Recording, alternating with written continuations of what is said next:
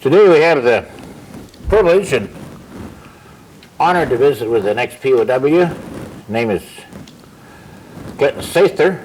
He's from Minnesota, and he was a prisoner of war in World War II. And he's been kind enough to come up here and tell us a story about a little bit about his life and about being captured and a prisoner of war in World War II. And so you just go ahead, Clinton, and tell us where you were born and a little bit about your family, and so we know who you are, see? So just go right ahead. Just take it easy. Well, I was born in November 12th, 1920. I was born on a farm west of Ulen, Minnesota. And I was the sixth child in a family of 8. I had 6 brothers and 2 sisters. And was baptized and confirmed in the Lutheran Church, Keene Township Lutheran Church, and attended the elementary district 38 school. Was that a small country school? One-room country school? Yeah. I see. And I graduated from the 8th grade in 1934. And did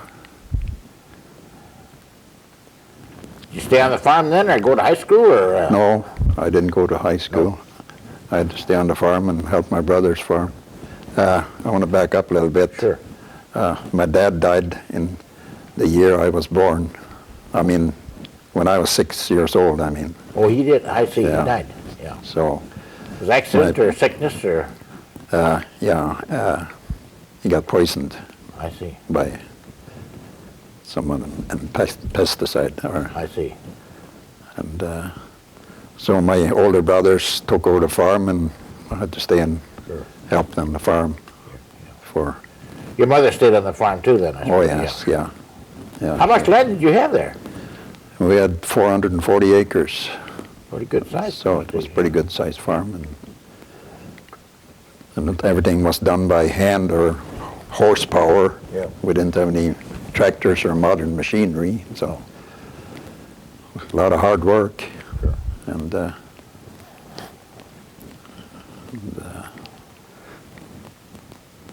when the war started now, 1940, were you still on the farm then?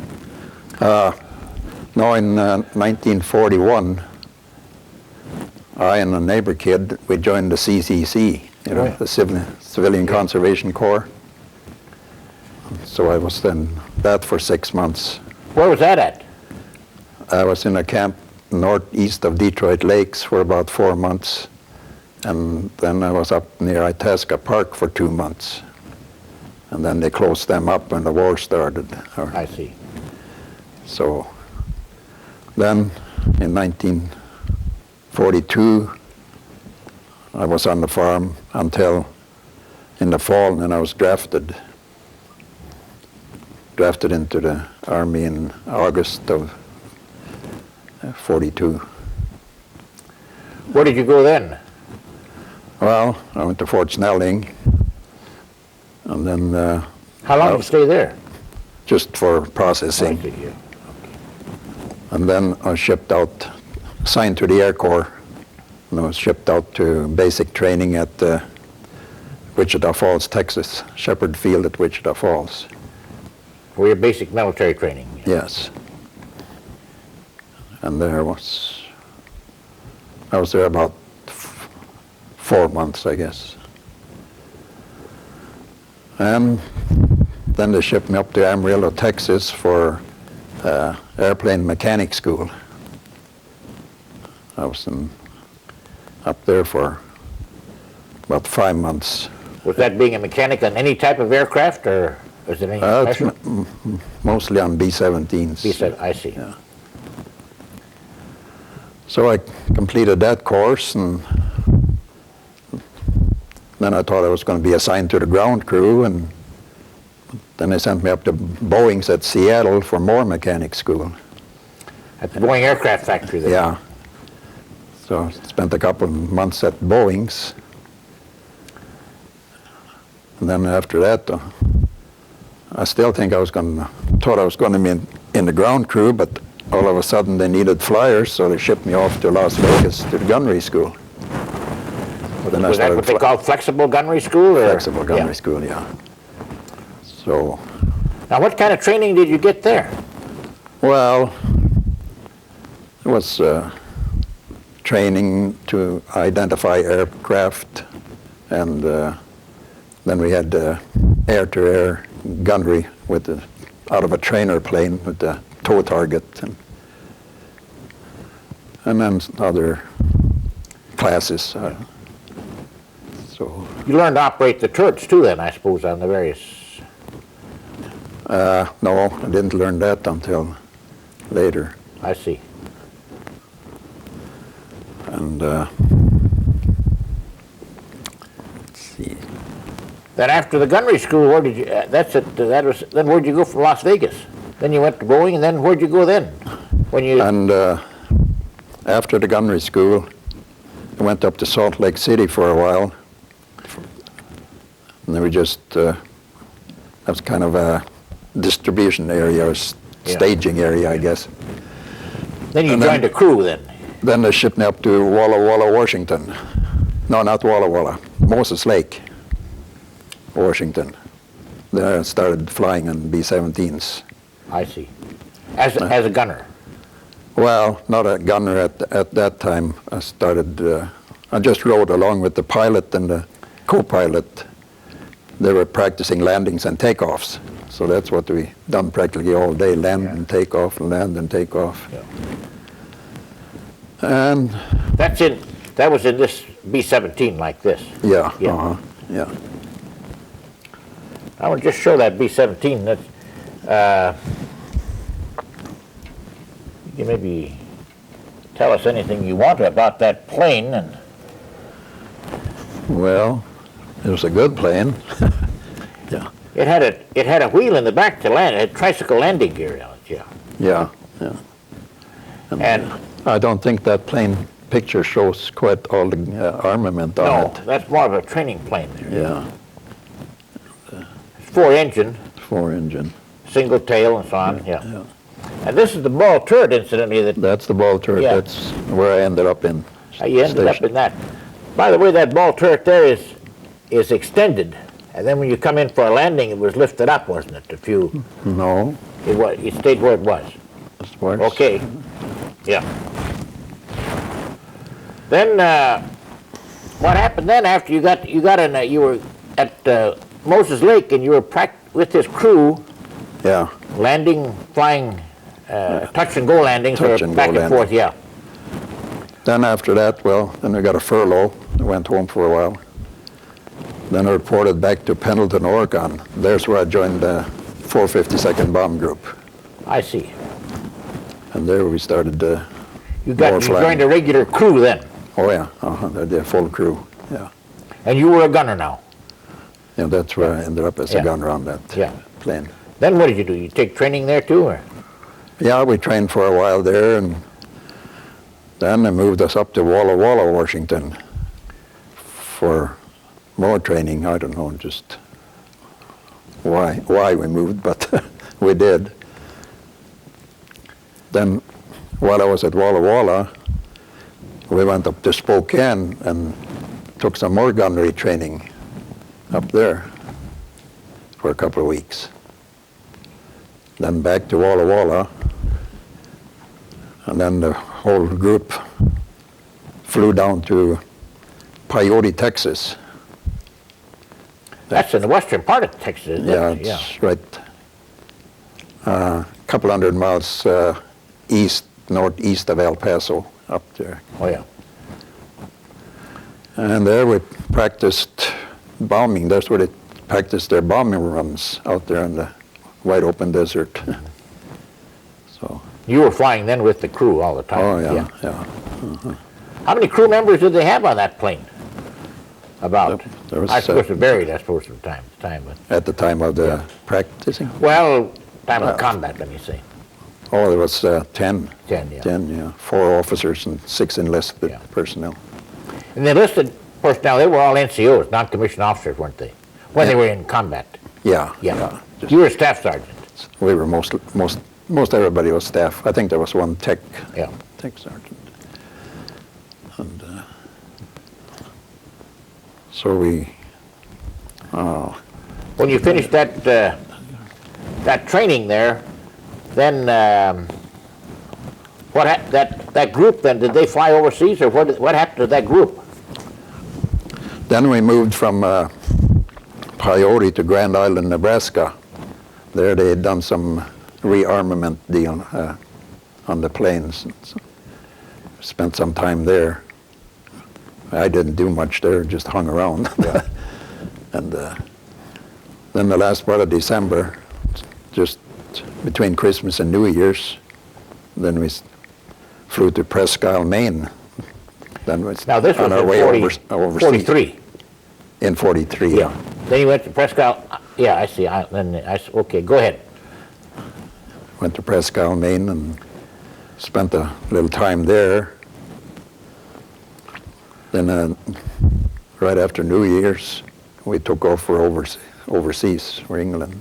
What bases did you go to on your way overseas? Went up to Goose Bay, Labrador, and spent a few days there. And then from there to Iceland, spent one night there. And then to Scotland, northern Scotland. And then from northern Scotland, we went down to Prestwick, Scotland. Must have been there about 2 weeks, I think, at Prestwick.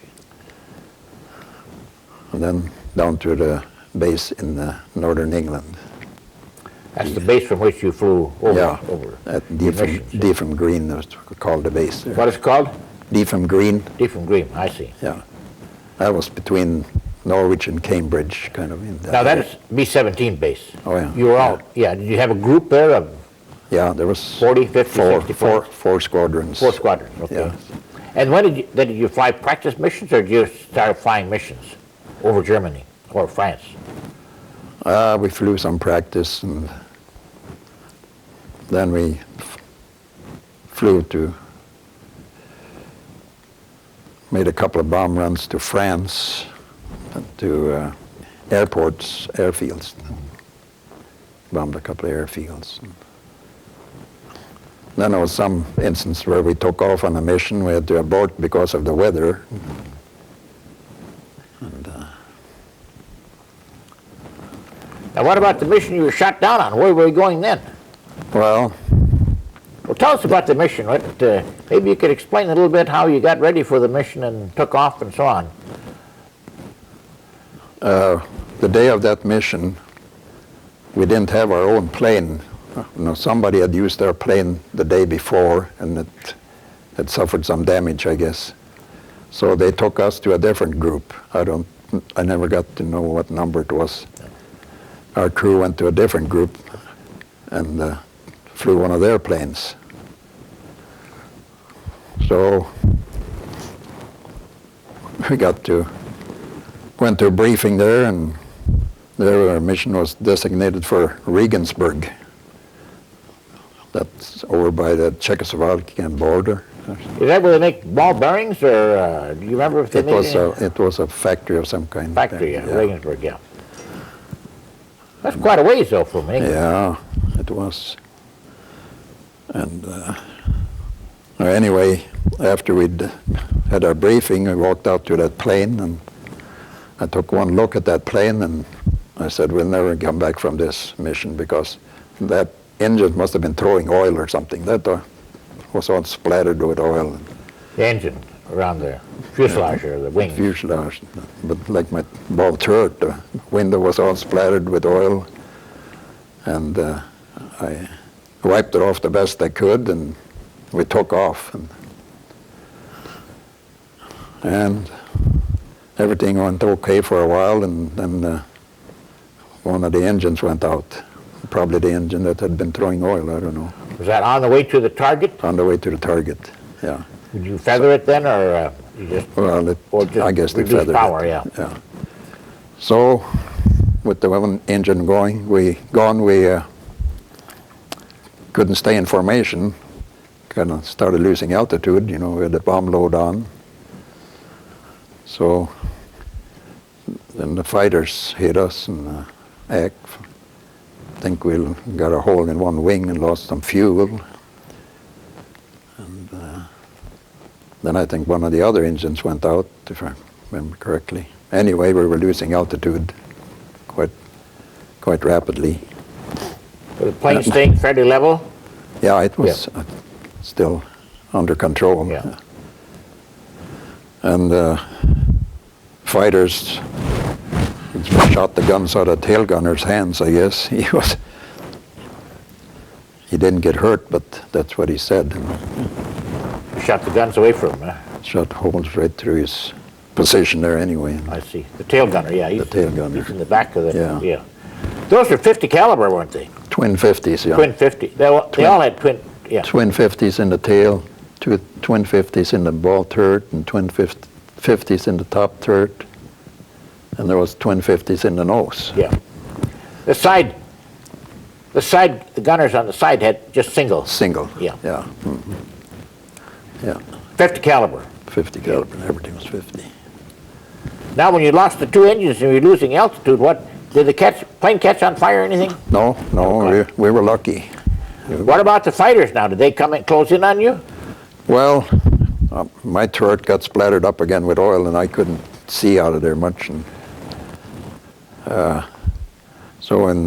after a while, the pilot said, "Well, we're at 14,000 feet." He said, "I think we better get out of here." So we got orders to bail out. So. Did they all bail out? Where'd you bail out from? What position? Where were you when you bailed out? Well, I crawled out of my turret there, out of the turret, and put on my chest pack, air parachute.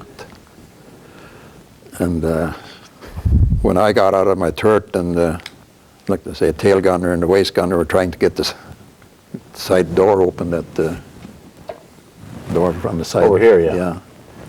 Exit door. The exit door, and it wouldn't open, and I just took and I kicked it and then flew off. So then we started going out. I don't remember exactly who jumped out first, but we all got out. And How you didn't hurt yourself with getting out? no, I didn't. How far did you open the parachute as soon as you could, or did you go down for a ways? Well, you were supposed to wait a while, so I waited a little bit, and then I pulled that lever, and nothing happened. And so I looked down, and I saw that white stuff in there, and I grabbed and pulled it out. And It finally come out. Then it come to a sudden stop. So it's quite an experience floating down. Yeah. And I landed in a kind of a farm field, an open field down there with some snow on the ground. And so. Were the Germans around you when you come down? Well, no, not really. I started picking up my chute. I thought there was a grove of trees over to my right, kind of up on the hillside. I was going to kind of pick up my chute and head for that grove of trees, and then I noticed straight ahead of me it was two guys coming across the field, civilians. And one had a big game rifle, sporting rifle, and another one had a double-barrel shotgun.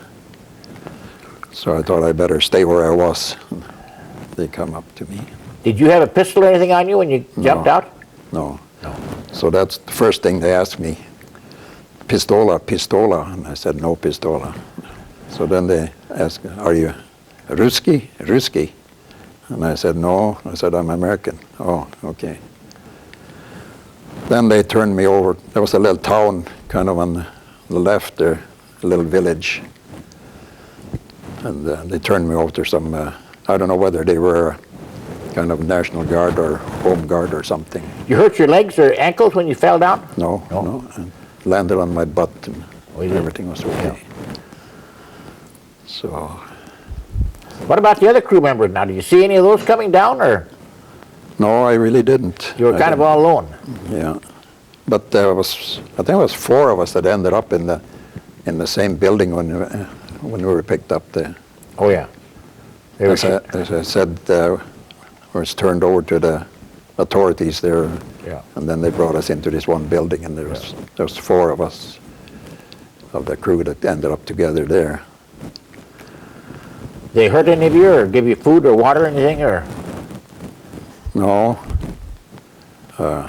They just interrogated us a little bit, and this was kind of late, getting late in the evening. And after they were done with that, then they put us in a truck and hauled us up to some kind of prison out in the country there. It was an old abandoned prison or something, or threw us each in a separate cell, and there we spent the night. Didn't get any food, hadn't eaten since the early that morning. Oh. But then the next morning we got some kind of a porridge or Soup or something. soup. Yeah. Yeah. How long did you stay there? Not very long. I only spent that one night there. Yeah. Then they put us on a truck and took us to the railroad station there and put us on the train and took us up to that Stalag Luft. Was that at States. Was that at did you go to that one at Frankfurt or Wetzlar? I think it was at Wetzlar. Yeah. I'm not sure. Now, what about the other? Were there any other crews shot down beside you that day, or that you know of, or with you at that time, or was your crew more or less alone? That I couldn't tell you. I don't know. But had your crew gotten together now? Were all your crew members together when you got to that reception, Stalag Luft there at Wetzlar? No. Let's see. I think all the enlisted men were there. All the NCOs, yeah, I see. But Not I the never officers. seen any of the officers. No. Except that one. Yeah. The officers might have gone to Frankfurt. They could be. Yeah. Now, how long did you stay there? Now, you got some food there, didn't you? Oh, yeah. And clothes or something. In the meantime, we took that train ride to that Stalag Luft and stopped at a station, I don't know, in a kind of a bigger town. And there was a guy out on the platform there and trying to stir up a lynch mob or something. Yeah. Oh, he was motioning and he was pointing, and they noticed us in the car. This was on a regular passenger train. Sure, yeah. So, Those compartments? well, in the regular Yeah. train. So that was kind of scary. We didn't know whether they were going to come on board and pull us off and lynch us or what they were going to do. But, Did you have some German guards on the train yeah, with you? yeah, we had. They we had a protected couple- you then? Oh yeah, they wouldn't let anybody in there. Oh. But so then we were at Stalag Luft for a while. You got some food there, didn't you? Oh yeah, they fed us Yeah. there. We had our meals and stuff. You don't know how long you stayed there or anything. I don't remember exactly. It was a Then while. what happened? Then we got on the boxcars and headed north up to Luft 6 camp. Where was that located? That was on the east end of the Baltic Sea, up in what is now Lithuania. Oh, you went all the way up there, Yeah, Lithuania. Heidekrug, way up north on Yeah. the north end. You say Heidekrug? Heidekrug, Heidekrug, yeah. that was the name of the village. I see, okay. So I was there from until about June. Then- 44. 44. This Yeah. was only in 40. Now, this was a camp for NCOs then? American NCOs? Yeah. You didn't have any, did you have any foreigners or officers there? Part of it was British. British, I see. Yeah. Yeah. But this had barracks in there then? Yeah. You remember, did you sleep in bunks or beds, or what do you have there? They had bunks. They had bunks in there. They had big rooms, and we kind of ended up in the one end. And they had a big stove going through the middle. And so I don't know how many were in that room, but there was quite a few. In Like one 10 room. or 50 or 100 or? Oh, probably close to 50, I would say. Now, what kind of food did you get when you were there? Or Well, we got the Red Cross parcels, you know. Oh, you got, I see. Which was okay for a while, but every once in a while they ran short of them, I guess, or what happened, I don't know, but they were supposed to have one per person per week. Yeah. And then sometimes it dropped down to one for 2 people, and sometimes down to one for 3 people. 3 you had to share. And the Germans, they gave us potato soup and rhubarb and rudibagos and soup. Cabbage, turnips. Yeah. Now, did you have roll call every day? Would you tell us what happened during one typical day, we'll say, when you were in that camp? Well, we'd get up and we'd get some coffee and some of that Ursat's coffee, and we got the bread that I call it barley bread, dark bread, Yeah. and some margarine. Well, we had the margarine from our Red Cross parcels. And we had that, and then we'd go outside and, well, we had roll call every day. What time was that about? Or did they all fall out in formation? Yeah, Say it was pretty cold, wasn't it, at that time? Well, yeah, it was snowy and cold. Yeah. Do you have any overshoes or anything like that? No, just what we wore. Yeah. What about the barracks? Was that warm? Do you have any heat in that? That one wasn't too. Yeah, they had that kind of a brick stove all the way across the room, Oh. and that wasn't too bad in there. That one. Now, what did you do then in the? What kind of did you visit, or what would you do during the daytime? You had your roll call, and then you ate a little bit. Then what would you do? We'd go out and walk around, have a little exercise, Yeah. and then someone would dream up some games. We'd play some games or Cards or something. played cards. Yeah, we played cards and got some books, and Yeah. that was about the extent of it. How did the German guards treat you there? They were not too bad. No. Yeah. Now, how many men were in that camp? What number was that again? 6, you say? That was 6, yeah. 6, yeah. I couldn't tell you. There was 1,000 quite or a few, so? quite a few Yeah. thousand. Say, was that the camp where they made you run that time? And No, that was not that camp. No. no, not that. No, they. No. Now, how long did you stay there? What happened then that you didn't stay there until the end of the war? Well, you know, about that time the Russians started advancing, pushing the Germans back. Yeah. So then they moved us out of there because we were pretty close to Russia, you know. Yeah. And well, it was actually Russian territory at that time. So then that's when they put us on a freighter, a ship. That put us all down in the hold of a freighter. And You don't know the name of the town where you put you in that ship? Name of that town? well, that would be near Heidekrug there. Heidekrug, yeah. Okay. So we went around that ship, then, I don't know, someone said 2 days, and down to Stettin. Yeah, that was port. that was Stettin. That was what we call part of Poland, then, wasn't it? I think it was right on the border. No, Yeah, on the border. Yeah. pretty close to the border. Then you disembarked. You got off the ship there. Yeah. How were the conditions on that ship then? Just crowded. Crowded in that Down that hole. Yeah. What about food or water or anything? No, we didn't get anything. They've got some water down there, but Could you lay down? Was there enough room to lay, or just crowded in?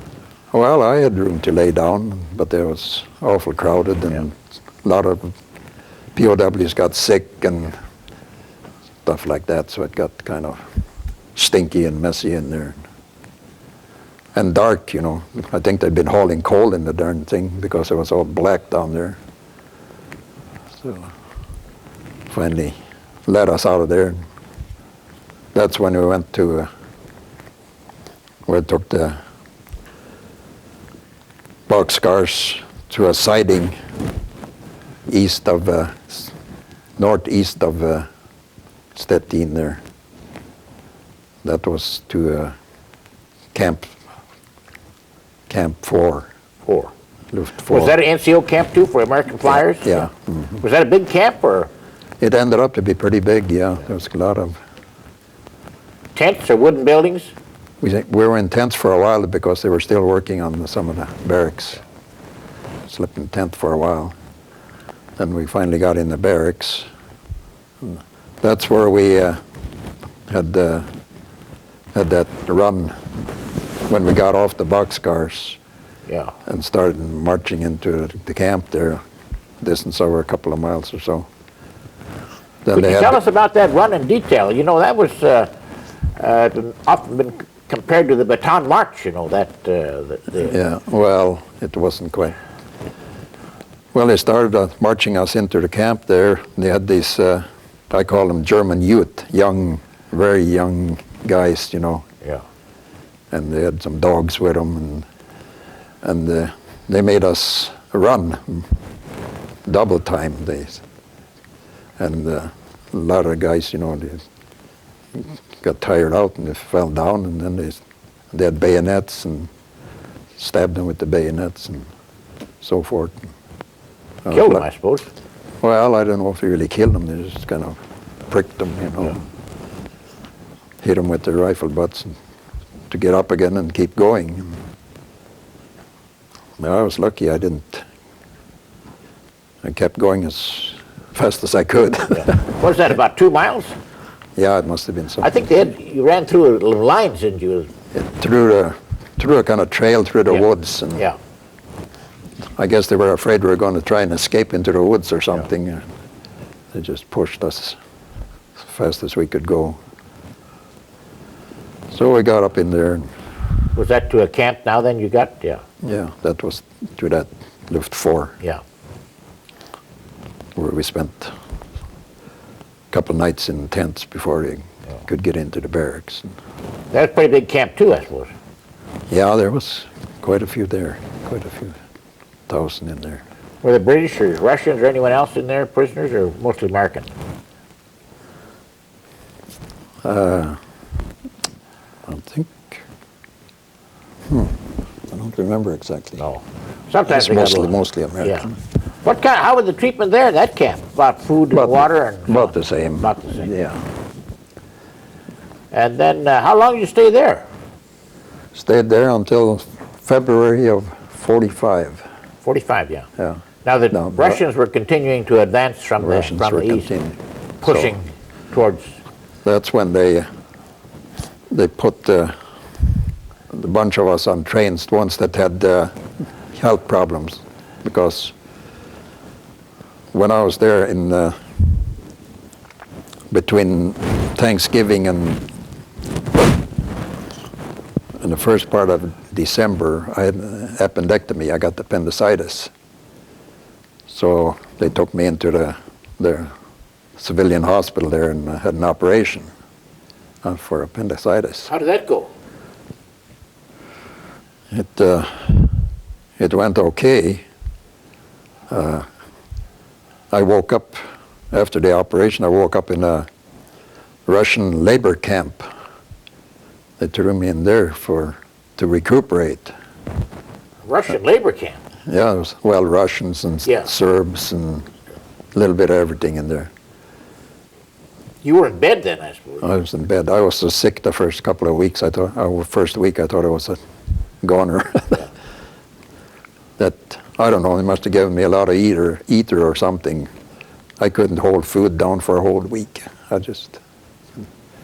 But the operation was successful in that sense.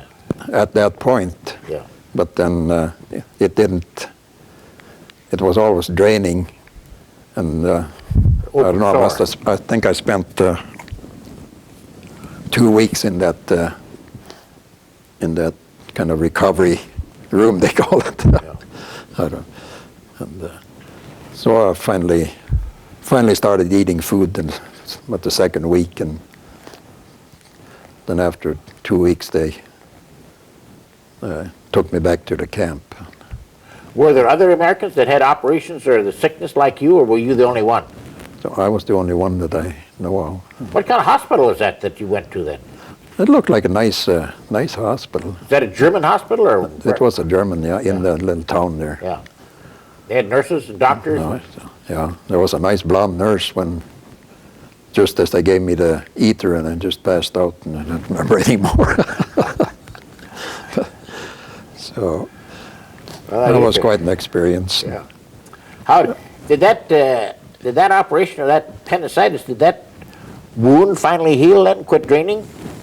Well, when I got back to camp there, I had to see the camp doctor there because it had to be patches kept on it. I mean, dressing kept on it, and it never did heal too good.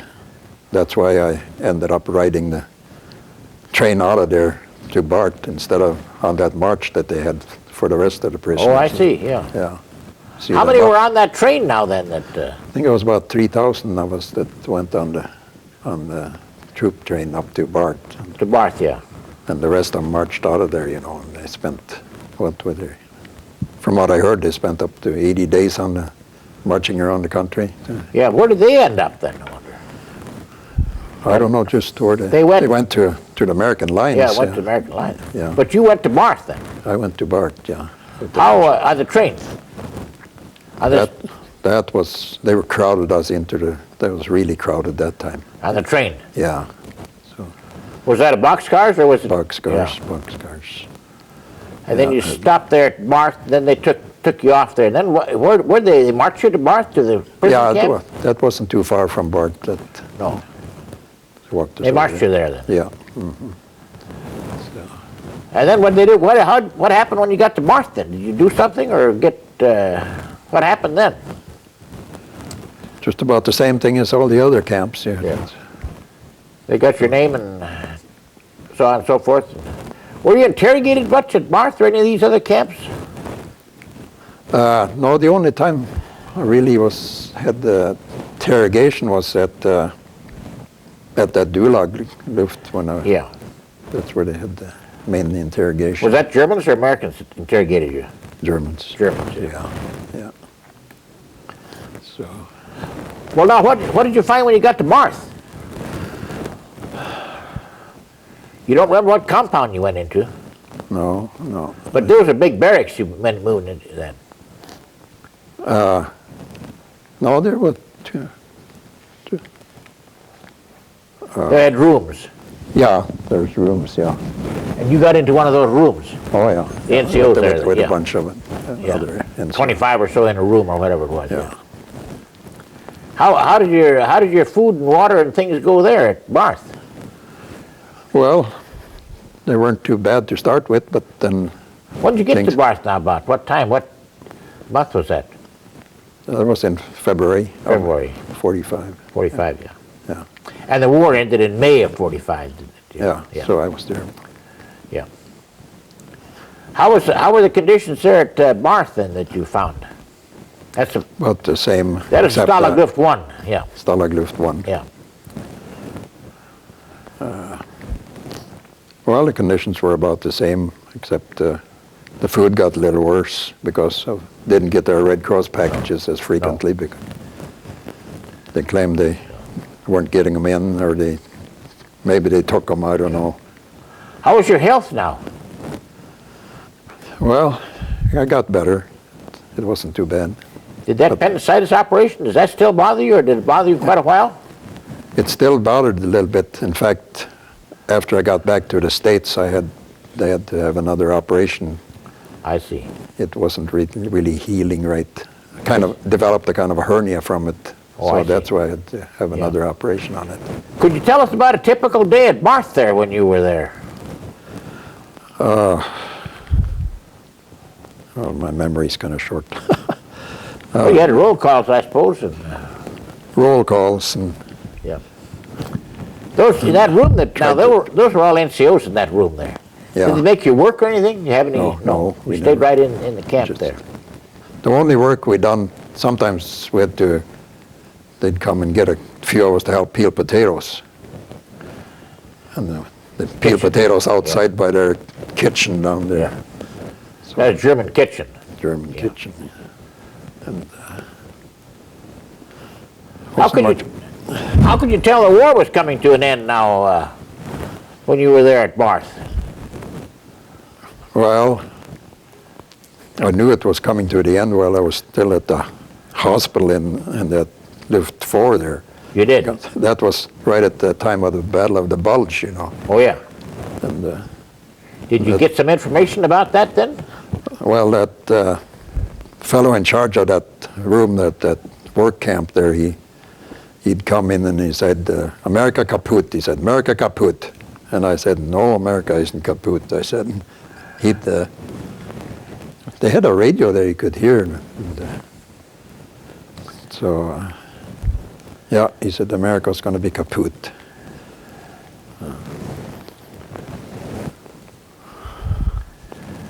We didn't know much at Bart there about when we were going to be, if anybody was going to show up. And we got some news, you know, through the BBC. So Now, that was a pretty big camp, wasn't it? yeah, Right. there's quite a few there. Yeah.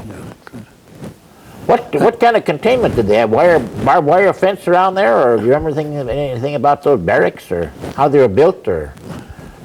They were about the same as the one we had at Luft 4 there. Yeah, Were they built on stilts? yeah. They had a roll call twice a day? No, I don't think they had that many roll calls there. Anyway, Any sickness there, or any riots or anything there at Barth? Or I guess they knew the war was coming to an end there. You don't remember any other people that were there that you knew of, or become famous or anything like that? no. Now, what happened when the war ended? How did the war come to an end there? Well, one morning the Russian cavalry showed up, Russian cavalry unit. Is that on horses or trucks? On horses, yeah. They had beautiful horses. I see. They were kind of a wild bunch. Yeah. I think they were half drunk most of the time or something. But they were nice. They were nice to us. And they opened up the gates and. Yeah, we could do whatever we wanted after they got there.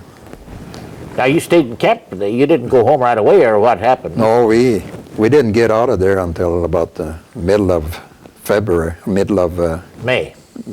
Yeah. Then the Air Force come in and flew us out of there. Was there an airport near there? Or? Yeah, there was an airstrip over there. Yeah. Well, where'd they fly you to then?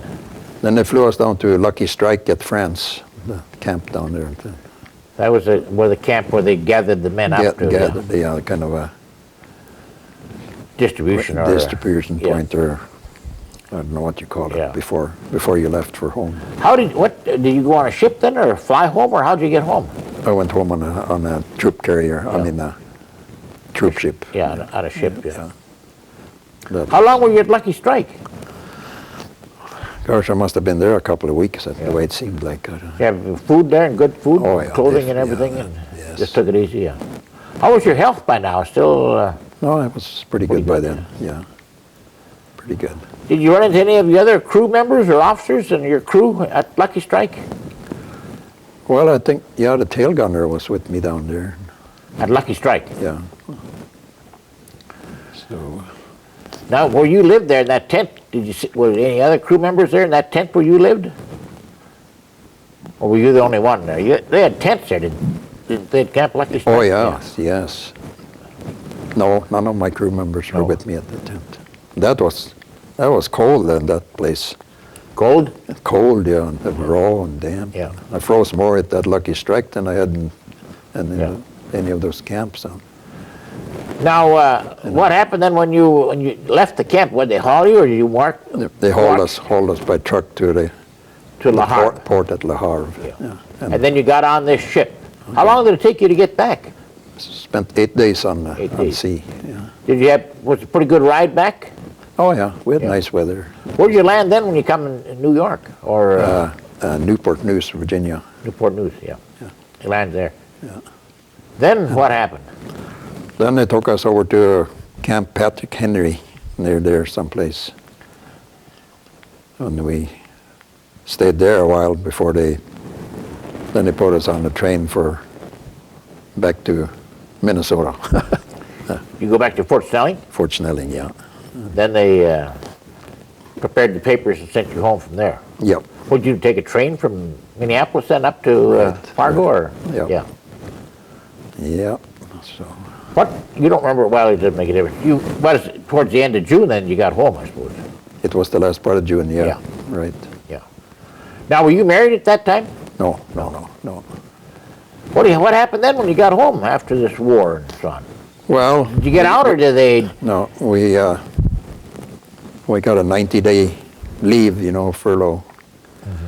Then I reported back. Then I was supposed to go down to Miami Beach for kind of more R&R. Yeah. Rest. Yeah. Okay. So I took the train to Miami Beach and got down there and spent about 2 days there, and then they flew us to San Antonio. Never got much R&R down in Miami. Oh. What is the purpose of going to San Antonio? That I don't know. But anyway, I went to San Antonio and hung around there for a while. That was in October. Yeah, in October. 45. Yeah. It's down there. And that's where I had that operation to repair the correct appendix, yeah. Did that turn out all right? That turned out fine. Yeah. So I was in the hospital there for a while. Then I got a furlough out of there for home. Again. Up to Moorhead or To Moorhead. you were home there, yeah. Then I went back to San Antonio. Well, the war Then was just about over now, wasn't it? Or had it ended in Japan? Oh yeah, at that time it had ended. Yeah. So But you hadn't Then- been discharged yet. no, but after I got back from my furlough home, then I got discharged. And got discharged in about January 45 From where? From San Antonio? from San Antonio. And then you left and come back home. Right. Yeah. What did you do when you come back home? Well, my mother had moved off the farm. She'd moved into town, so stayed with her in town there. And What town was that? New Ulm? in Ulen. Ulen, yeah. Yeah. Stayed with her. And then we bought a house together in Ulen after a while. And Well, you had a went pretty out- good check coming then, didn't you, from the service after you'd been in prison there? Well, at that time, I guess it was pretty good. Yeah, sure. More money than you ever seen before in your life, I suppose. Had a little money. So like I say, we bought a little house together, and then I bought a car, What kind of car did you buy then? An old Chevy, which I should never have bought because I had to overhaul it. That didn't turn out too good. It turned out, wasn't a wise Should have waited a few months. I could have got a newer one, I guess. Yeah. But I don't know. So, You started any jobs or anything when you got? well, not at first. I hung around for practically the whole summer there doing nothing. Then I went to work at a recreation hall, pool hall, and pool tables Yeah. and card tables and pop and cigarettes. So I worked there a little over a year. And I worked for a co-op hardware store for a while. And You ever Joel go back and to Bill. farming? well, I helped my brother on the farm during harvest that same Yeah. same year. Did you ever go back to full-time farming? No. You stayed then in Ulm, I stayed in Yeah. Ulen. Ulen, yeah. I was going to show a picture here. Now, you were married then, too, didn't you? When did you get married? I didn't get married until 1949. Oh, 49, yeah. Yeah. Here's a picture of two of your boys there. Of course, they're growing up now. Oh, yeah. Perhaps you could tell us about your two boys, what they're doing or where they are and so on. Well, I can say got married in the fall of 49, October of 49. And then we moved to Moorhead. I and the wife moved to Moorhead. Then I started started business college At Moorhead? in Fargo, Oh, Fargo. North Dakota. Yeah. And went to a business college for 2 years up there. And, In Fargo. in Fargo. Well, business college, what did you take up? Typing, bookkeeping, and... Bookkeeping mostly. Yeah, Business course. yeah. So after the college, I went to work for a farm implement dealer in Fargo. Worked there a year or so. Then they changed ownership and I got laid off. Then I went to work for a sheet metal company where they put in the air ducts and all that kind of stuff. Worked in the Were you office. married by now?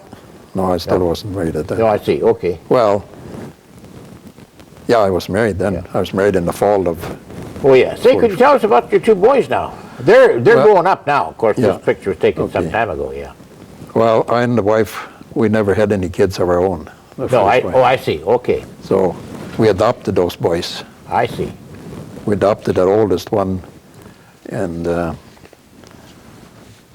in February of 62. We'd been married for about 10 years by that time or something. We adopted him out of St. Paul. He was about 9.5 months old when we got him. And then a couple of years later, then for a caseworker wondered if we wanted to adopt some more.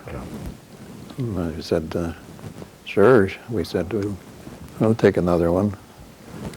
So then we went down to Albert Lee, Minnesota, and picked up the younger one. I see, yeah. And he was about 9.5 months old I when we see. got him. So, Both now the boys turned out fine? yeah, not too bad. Yeah. They're, Typical boys. yeah. Are they're working around your Moorhead, or? Yeah. Now the oldest one, he was in the Air Force. He entered the Air Force in 1980, Oh, yeah. and he spent about 15 months at island of Guam. Oh, yeah. And Yeah. he ended up as a fireman with the Air Force. I see, yeah. And then he came back to the States, and he was married in 1985. Well, he came back to Grand Forks, to the air base in Grand Forks. Oh. Then he met this girl there, Oh, yeah. so they got married in 85. And then she had to take overseas duty. Oh, yeah. So they had a couple of choices. So then they went back. So she picked Guam, Oh, yeah. so they went back to Guam. Oh, I see. And so after her tour of duty was up at Guam, she wanted to go back to the States. And my son, his name is Gary, he didn't want to leave. He was working there as a civilian. So they got divorced, and she came back to the States, and he stayed there. And he was there until last December. Oh, I see. So he put in approximately around 13 months, or Yeah. 13 years altogether in Oh, the I island see, of Guam. I was out there. I took a trip to Guam in 1988 for a visit. Yeah. Now, here's your... And the youngest guy, he lives in Moorhead. He's married, and he's got 3 children. I got two grandsons and one Oh. granddaughter. Okay. Now, here, I want to show you. Here's your current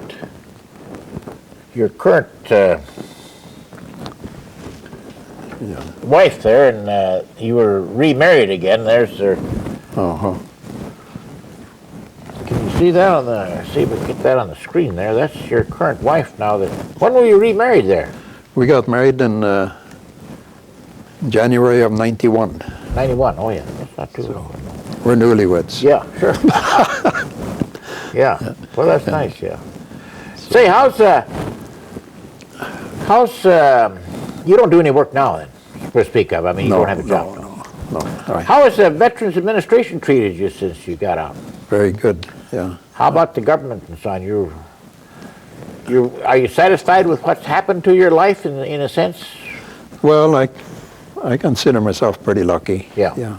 Very lucky. And I suppose most of the people that you went into the service with, they were killed. I suppose there are a lot of them that were that you know. Of course, you wouldn't know, of course. no. No, all of our crew survived. I know that. Yeah. Except for one of the waist gunners. I don't know what happened to him. Yeah. I never heard it. No. But Yeah. we had a lot of men from my hometown that were killed. And, Yeah. like every other place, I guess. How? What if you're gonna? Well, let me ask this question. What do you think about the young people today compared to the young people of your time, 50 years ago? Do you think they'd stand up just as well in war, or how do you think about them? Well, it's hard to say. Yeah. That's a difficult question, of course. It's a difficult question. Yeah. How has your health been these last years? Pretty good? Well, I had a slight heart attack in the fall of '91, and I was at the VA for a few weeks there. But I came out of it pretty good. How's the VA was that the VA in Fargo? Yeah. How'd they treat you there? Very good. Very good. Uh-huh. And then I've had some health problems since. I had prostate trouble for a while. Yeah. Then I had an operation for that, and that turned out real good. And so Did you have that done at the VA too? Right. Yeah. Yes. Uh-huh. I was just glad it wasn't cancer. Well, sure. Yeah. So I've been fortunate. Yeah. Have you ever gone to any reunions of that organization that you were with? We went to our group reunion in Reno in 1983. I see. That's the only one I've been to. Did you know many of the people there? No, the only one I know. We met the tail gunner there. He was Yeah. in California, and he came and Yeah. we had a good time together. Yeah, I see. Yeah. So now the B-17, that's the plane that you flew with. Yeah. Right. I see they had a reunion down in Minneapolis here a few days ago with them. Yeah, I guess they did. Yeah. We didn't go down. No, I didn't go down there either. There was one in Fargo a few years ago, one of those old B-17s, and I did go back into it and look there, and I couldn't figure out how I got into that thing. Yeah. Well, I didn't realize it was that crowded. That's the last plane, I think, where they had the tail, where they had a wheel go down, in the back there when you were going to land and so on. But all the planes now have tricycle landing, what we call tricycle landing gears, yeah. Well, what do you think about the world? You think going to survive and so on, or? Well, I hope so. Yeah. Do you have anything that you'd like to tell your children or myself or anyone here before we kind of conclude our little visit? I think we kind of covered most of the things, and yeah, I think we did. yeah. If you tell you when you leave here now, you'll have a tape of this here little conversation, and I'll send you some extra tapes that you can give your boys, see, or give a little memento. So Okay. yeah. So if you don't have anything else, well, we'll just have to thank you for coming here and giving us your interesting story Well, about prisoner of war. Every man's got a different story, of course, in every place. And Some had worse experiences than I had. Well, sure. Some had worse and some had better. Of course, you know, you can go through life and just have one bad experience one day, and that's the end of it. See, I mean, Sure. you don't have to. Sure. But No. yeah. So, thanks a lot for coming, and hope you have a nice trip home. And Okay. yeah. Yeah. So we'll see you some other times. Thank you very much. Yeah. Okay. All my wildest dreams come true. I need no soft lights to enchant me. If you'll only grant me the right to hold you ever so tight and to feel in the